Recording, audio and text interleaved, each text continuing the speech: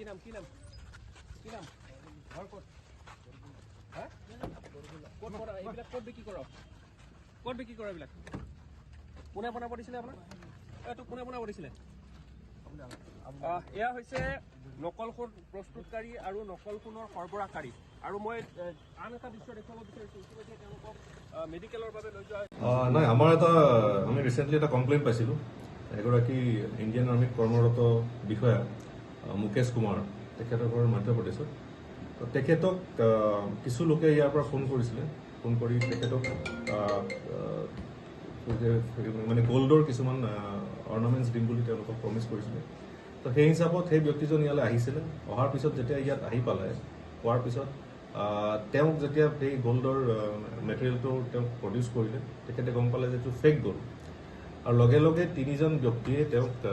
আগুৰি ধৰি তেওঁৰ মোবাইল ফোনটো তেওঁৰ পৰা কাঢ়ি লৈ যায় আৰু তেওঁৰ হাতত থকা যি 4 লাখ টকা আছে 4 লাখ টকা কাঢ়ি লৈ যায় সেই ইনফৰ্মেশ্যনৰ বেচিছতে আমি কিছুমান এনালাইচিছ কৰা যায় চ'ৰ্চ ইনফৰ্মেশ্যন আমি লগাই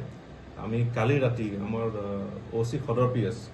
আৰু আমাৰ IC নাওবৈচা তেওঁলোকৰ নেতৃত্বত এটা অভিযান চলোৱা হয় অভিযান চলোৱাত আমি দুজন ব্যক্তিক ইয়াৰ লগত জড়িত ব্যক্তিক আমি কৰায়ত্ব কৰোঁ এজনৰ নাম হৈছে বাবুল হুছেইন তেখেতৰ ঘৰ মৌবুলি আৰু আনজন হৈছে ছফিকুল ইছলাম তেখেতৰ ঘৰ হৈছে বঙালমৰা আমাৰ দৌলতপুৰত এই দুজন ব্যক্তিকে কৰায়ত্ব কৰাৰ পিছত আমি যাতে আমি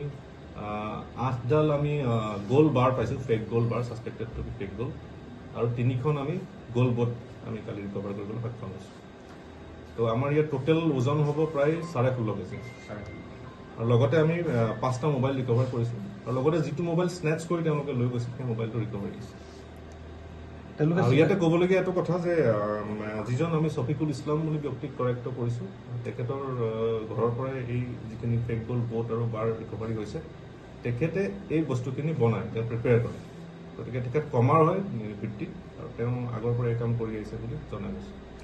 মাটিৰ তলত ৰাখিছিল নেকি হয় তেওঁৰ বাথৰুমৰ কাষত এইটো পুতি ৰাখিছিলে গতিকে এইখিনি আমাৰ যাতে খান্দি উলিওৱা হয় তেতিয়া পোৱা গৈছে যিখিনি ফেক গোল্ডৰ ব্যৱসায়ী আছে এই ছফিকুলৰ পৰা তেওঁলোকে বস্তুটো লৈ যায় হয় তেখেতৰ পৰা আমি এতিয়া ইণ্টাৰগেশ্যনৰ কথাটো গম পাইছোঁ যে তেখেতৰ পৰা লৈ যায় আৰু তেখেতক কিছু এটা এমাউণ্ট দি পেলাই তেওঁৰ পৰা লৈ যায় আৰু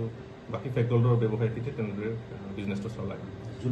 জোনমণি ৰভাৰ মৃত্যুৰ পিছত গোটেই কথাটো খুব ব্যাপক ৰূপত চৰ্চা হৈছিল কিন্তু তাৰ পিছত যে এই অঞ্চলবিলাকত এই ধৰণৰ অবৈধ কাৰোবাৰ চলি আছে ক'ৰবাত কিবা লেপছ ৰৈ গৈছে নেকি আৰক্ষীৰ নাই এইটো আমাৰ কণ্টিনিউৱাছ ড্ৰাইভ চলি আছে আপোনালোকে গম পাব ৰিচেণ্টলি আমাৰ বিহপুৰীয়াটো ধৰা হৈছে গতিকে আমাৰ ডিটেকশ্যনটো চলি আছে ইয়াত লেপছ ৰৈ যোৱা নাই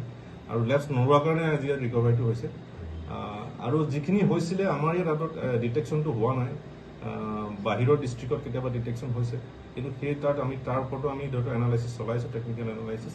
আৰু তাৰ বেচিছতে কালি এইটো আমাৰ সাফল্যটো হৈছে বুলি মই ক'ব পাৰোঁ কালি অপাৰেশ্যনটোত কিবা পইচা পাতি পোৱা গৈছে নেকি নাই আমি কেছ পোৱা নাই তাৰ কাৰণেও আমি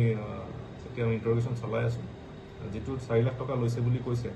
এইটো ক'ত ডিষ্ট্ৰিবিউট কেনেকৈ হৈছে তাৰ ওপৰত আমি ইণ্টাৰগেশ্যন কৰি আছোঁ এইটো যিজন ব্যক্তি আছিল তেখেতক অক্টোবৰ মাহৰ পৰা তেওঁক টাৰ্গেট কৰি আছিল এইটো আমাৰ লাষ্ট মান্থৰ কেছ এতিয়া দুজনক যিহেতু ধৰিছে আৰু জালত পৰা সম্ভাৱনা আছে জালত পৰাৰ সম্ভাৱনা নিশ্চয় আছে যিহেতু যিমান ব্যক্তি ইয়াত জড়িত আছে তাৰ ওপৰতো অভিযান চলিবই এতিয়া আপোনালোকে জানেই যে বঙালমৰা বা অন্যান্য এৰিয়াত ৰিচেণ্টলি বহুতে ছাৰেণ্ডাৰ কৰিছিলে গতিকে আমি চাম যে তেওঁলোক আকৌ পুনৰ এই বৃত্তিত আকৌ যদি নামিছে ডেফিনেটলি তেওঁলোকক কৰায়ত্ব কৰা হ'ব